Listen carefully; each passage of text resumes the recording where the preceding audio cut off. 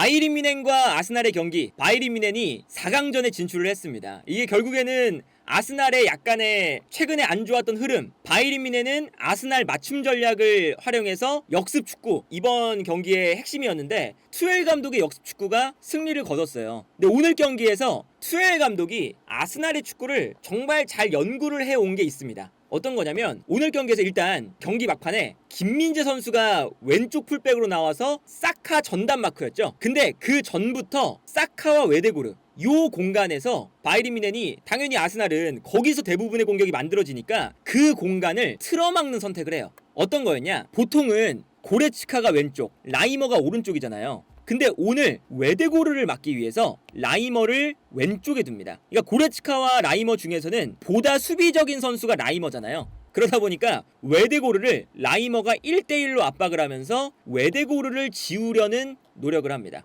두 번째, 게이루가 오늘 측면 공격수로 나왔어요. 근데 게이루가 물론 측면 공격수로도 나올 수 있지만 기본적으로는 공격적인 성향보다 미드필더적인 성향 혹은 풀백의 성향이 강한 선수다 보니까 게이루가 측면 공격수로 나왔다는 건 물론 뭐 그나브리와 코망도 부상이었지만 게이루가 내려와서 사카를 마즈라이와 함께 2대1 마크를 할 수가 있다는 장점이 존재를 했죠. 그리고 여기서 이제 라이머가 웨데고를 마크하고 사카를 마즈라이와 게이루가 마크를 해주니까 요 이제 오른쪽 라인 아스날의 공격 핵심 요 라인이 오늘 매우 답답했습니다. 그리고 저 공간에서 라이머가 웨데고르의 볼을 빼앗는 장면이 되게 많았어요. 뭐 예를 들면 이 장면 보시면 웨데고르가 측면으로 이제 빠져가 있을 때 라이머가 같이 측면으로 내려와 있습니다. 그리고 여기서 웨데고르가 가운데로 이제 뛰어 들어가고 있는데 이때 라이머가 웨데고르에게 가는 패스를 달려들면서 뺏어내는 데 성공을 해요. 그러니까 이제 오늘 웨데고르가 평소보다는 기본적으로 컨디션 자체가 100%가 아니라는 얘기도 있었고 여기에 더해서 라이머를 그냥 1대1로 붙여버리니까 웨데고르부터 시작되는 패스가 약간 문제가 생겼죠. 그래서 이제 이런 장면도 마찬가지입니다. 이 장면은 웨데고르가 공간이 많이 생겼어요. 심지어. 근데 여기서 웨데고르에게 볼이 가는 순간 라이머가 찰거머리처럼 붙으면서 반칙으로라도 끊죠. 그러니까 이거는 오늘 투엘 감독이 정말 명확하게 라이머에게 역할을 하나 준 겁니다. 웨데고르를 무조건 따라다녀라. 그리고 여기에 대해서 사카에 대한 더블 수비. 게이루가 공격수지만 수비할 때는 풀백처럼 많이 내려가요. 그래서 이제 마즈라이와 간격을 좁혀줍니다. 이렇게 되면 오른쪽 라인으로 패스가 넘어갔을 때 게헤이루와 마즈라이 두 명의 선수가 사카를 2대1로 수비를 하는 걸 볼 수가 있습니다. 이게 약간 겹쳐서 안 보이는데 한 명이 이제 마즈라이고 한 명이 또 게이루거든요. 이렇게 사카와 웨데고르 여기서도 이제 웨데고르가 뛰어가는데 뛰어 들어가는 웨데고르를 라이머가 따라가고 있죠. 이 라이머의 왼쪽 기용 그리고 게이루의 왼쪽 측면 공격수 기용 이 두 가지가 오늘 아스날의 공격을 완벽하게 무력화시켰다. 반면에 아스날도 어느 정도 본인들이 지난 경기에서 바이에른 뮌헨에게 이제 당했던 것들 대비를 해 나온 게 있어요. 지난 경기는 요 왼쪽 라인에서 사네의 역습에 많이 당했잖아요. 그런데 키비오르가 아무래도 사네의 상대가 안 돼서 불안했었습니다. 그런데 지난 경기에서 진첸코가 나왔다가 진첸코가 이 아스톤 빌라의 공격에 또 매우 안 좋은 수비를 보여줬죠. 그래서 오늘 경기는 요 왼쪽 라인에 토미야스를 투입해요. 그래서 토미야스가 오늘은 오랜만에 선발로 나와서 사네를 따라다니는 수비를 했거든요.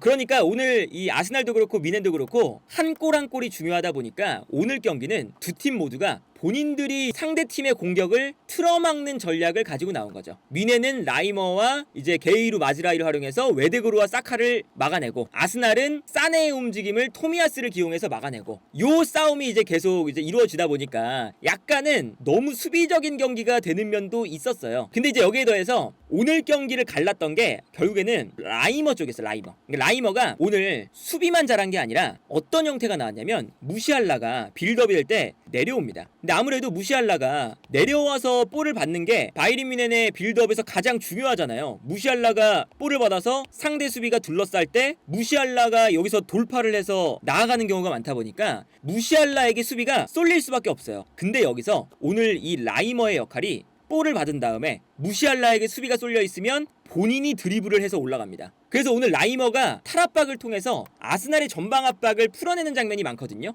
요 장면이 오늘 득점이 나올 때도 발휘가 돼요. 이제 이 장면도 보시면 이게 뭐 경기 막판 장면인데 다이어가 볼을 끊어냈을 때 라이머가 뛰어갑니다. 그리고 라이머에게 이제 패스가 넘어가는데 라이머가 오늘 전진 능력을 계속 잘 보여주면서 볼을 끌고 올라가면서 심지어 살리바가 뛰어나올 때 살리바를 돌파를 해서 라이머가 역습을 주도를 해요. 이게 정말 이 라이머의 오늘 그 마지막까지 집중력이 참 좋았거든요. 그래서 여기서 라이머가 아스날의 이 수비 라인을 모두 뚫고 올라오니까 미넨이 역습을 할 수 있는 상태가 됩니다. 그리고 이제 득점이 나올 때도 보시면 마즈라이가 사실은 아스날의 역습에 좀 갇혔거든요. 갇혀있고 게헤이루도 이제 막혀있고 전체적으로 아스날이 올라와 있어요. 그리고 이 중간에서 라이머가 볼을 받으러 내려옵니다. 그리고 볼을 받아서 분명히 라이머가 둘러싸이거든요. 뭐 웨데구르도 따라가고 앞쪽에 있는 선수도 라이머를 따라갔는데 여기서 라이머가 돌파를 성공을 해요. 그래서 이 다음 장면을 보면 라이머가 아스날의 전방 압박을 모두 뚫고 올라와서 탈압박에 성공을 하죠. 그 다음에 이 오른쪽 공간으로 볼이 넘어갑니다. 그러다 보니까 이 공간에서 사네가 넓은 공간을 뛰어나갈 수가 있고 여기서 사네가 돌파를 성공시킨 다음에 크로스가 올라오죠. 그래서 일단은 이 장면에서 라이머를 시작으로 경기장을 왼쪽과 오른쪽을 흔들어주면서 아스날의 수비가 한번 휘청거립니다. 그 다음에 이 왼쪽으로 넘어갔을 때 베이루가 이제 크로스를 올리죠. 여기서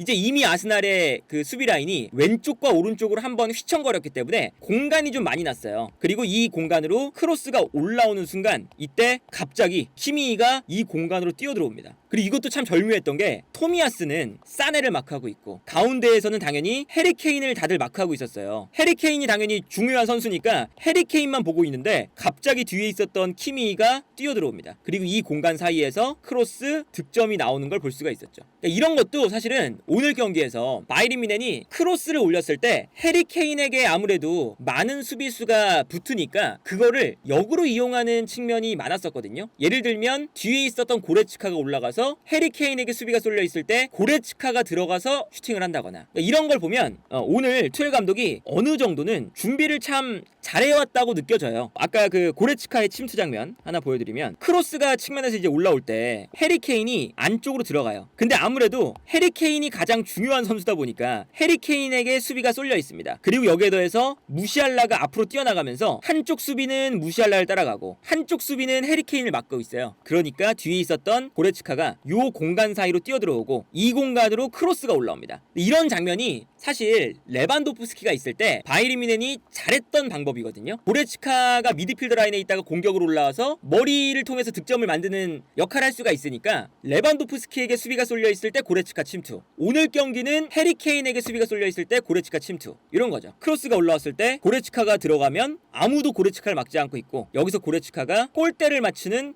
헤더를 하는 걸 볼 수가 있었습니다. 그러니까 이게 기본적으로 전체적인 이 틀 자체를 아르테타 감독보다 바이에른 뮌헨의 투엘 감독이 잘 짜온 경기였다. 그리고 여기에 더해서 마지막에는 이제 마즈라이가 약간의 이제 사카를 따라다니다 보니까 부상에서 복귀한 지 얼마 또 안 됐잖아요. 마즈라이가. 그러다 보니까 오늘 회심의 교체 1대1로 이제 스코어가 벌어진 다음에는 김민재를 왼쪽 풀백으로 기용합니다. 근데 이 왼쪽 풀백으로 기용했던 게 참 재미있었던 게 어떤 거냐면 아스날이 1대0으로 끌려나가는 상황에서 요 미드필더의 구성을 좀 바꿨거든요. 어떻게 바꿨냐? 하베르츠가 내려오고요. 조르지뉴가 올라갔죠. 이제 올라가서 조르지뉴가 제주스로 바뀝니다. 그리고 뭐 이제 왼쪽에도 마르티넬리가 빠지고 트로사르가 들어오고 그리고 심지어 토미야스가 빠진 다음에 여기에 은케티아가 들어와요. 그러니까 요 안쪽 공간에 공격 숫자가 늘어난다는 거죠. 근데 그 순간 게헤이루가 내려와서 김민재와 함께 아까 이제 마즈라이가 있을 때처럼 사카를 2대1로 막는 게 아니라 김민재의 강점은 1대1 수비에 있죠. 그러다 보니까 김민재를 그냥 사카에게 1대1로 붙여놓고 게헤이루를 가운데로 배치를 시킵니다. 그러니까 이것도 투엘 감독이 어느 정도 고민도 해왔고 경기 상황에 따라서 이제 변화를 준 거죠. 게헤이루를 가운데로 두니까 자연스럽게 요 안쪽이 강화가 되면서 오늘 아스날이 스코어가 뒤처지다 보니까 공격 숫자를 많이 넣는 순간 김민재 한 명으로 사카를 1대1 마크를 해라. 요 이제 그 전략을 잘 가지고 나왔고 김민재가 사카를 1대1로 막았을 때 계속 따라다니면서 막아줬어요. 그래서 이제 오늘 이제 경기 보시면 사카가 측면에서 볼을 잡을 때 확실히 게이루가 약간 가운데 지역을 이제 신경을 쓰다 보니까 사카를 막는 선수가 2명이 아니라 이제는 1명이 돼요. 김민재. 그리고 김민재 선수가 이제 왼쪽 라인에서 혼자 사카를 막는 거죠. 여기서 김민재가 과감하게 달려들면서 사카의 볼을 끊어내는 장면이 나옵니다. 그러니까 이걸 이제 오늘 이 투엘 감독이 마지막에는 사카의 1대1 찬스, 요 찬스를 주지 않기 위한 그런 전략을 짜온 거거든요. 이 장면도 보시면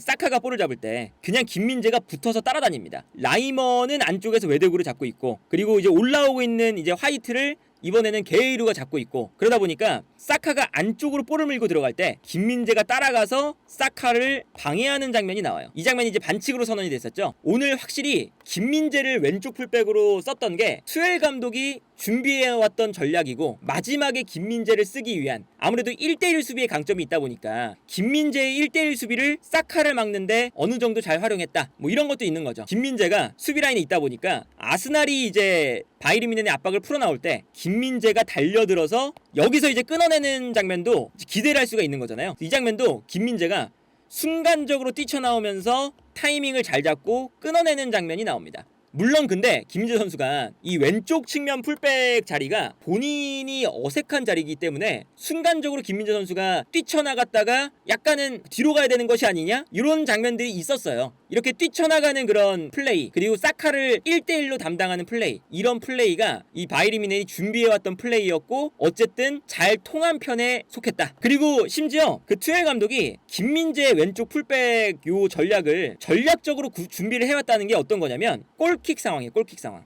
골킥을 할 때 김민재를 그냥 올립니다. 마즈라이가 있을 땐 이게 안 되죠. 근데 이제 아무래도 보통 이제 골킥을 처리할 때 좌우 측면으로 처리를 하거든요. 왜 그러냐? 아무래도 상대 풀백이 제공권이 약할 때가 많기 때문에 측면으로 보내줄 때가 많고, 그리고 여기에 더해서 측면에서 이제 제공권 싸움을 하면 안쪽으로 넣어줄 수가 있으니까 이 측면 지역에 키가 큰 선수가 배치될 때가 많아요. 그런데 마즈라위가 요 풀백 자리에서 올라갈 수는 없으니까 김민재가 들어오자마자 김민재를 그냥 올려요. 그리고 골킥을 김민재 쪽으로 보냅니다. 그리고 김민재가 여기서 해리 케인에게 떨궈주는 이러한 골킥 전술을 가져갔어요. 투엘 감독이 사실 오늘 경기에서 김민재를 이런 식으로 써야겠구나, 풀백 자리에서는 1대1 수비가 강하니까 사카를 1대1로 맞게 하고, 중앙 지역에서는 뛰쳐나가는 수비가 이제 위험하다 보니까 중앙 지역에서보다 측면 지역에서 열심히 돌아다니면서 사카도 따라다니고 중원에서도 뛰쳐나가면서 수비하고, 이런 수비를 오늘 투엘 감독이 김민재에게는 원했다. 물론 김민재 선수가 왼쪽 라인에서 약간 어색한 모습도 있었어요. 오히려 김민재의 왼쪽 풀백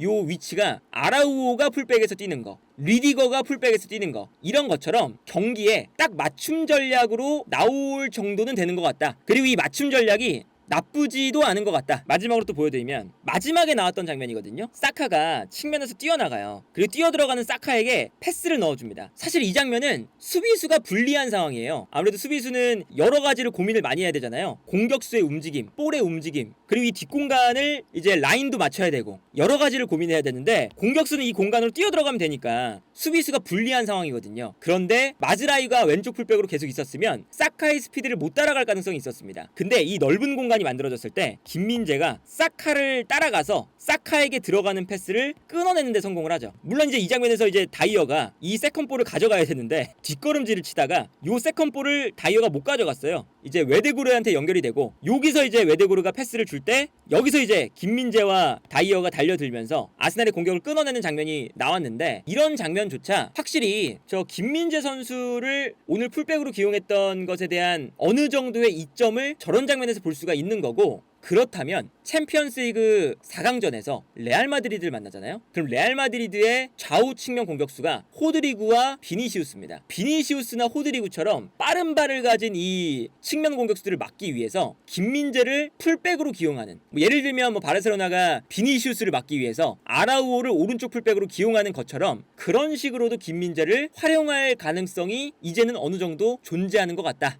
그래서 어쨌든 오늘 경기는 투엘 감독의 경기를 계획해 왔던 것들이 다 잘 통했고요. 라이머의 왼쪽 기용이라던가 게이루의 기용, 그리고 김민재의 풀백 기용, 이런 것들이 잘 통했던 경기였고, 뭔가 이 챔피언스리그에서의 경험이 아르테타보다는 투엘 감독이 뛰어난 면이 분명히 존재했다. 그리고 이제 챔피언스리그 4강전에 갔는데 김민재의 활용법이 뭔가 새로운 게 나오다 보니까 챔피언스리그 4강 또 올라간 다음에 결승도 남는 거잖아요. 김민재 선수가 바이에른 뮌헨의 이 수비 라인에 중추적인 역할로 다시금 자리매김을 한다면 엄청난 공격수들과 김민재가 싸우는 것도 우리가 조만간 볼 수 있지 않을까 싶네요.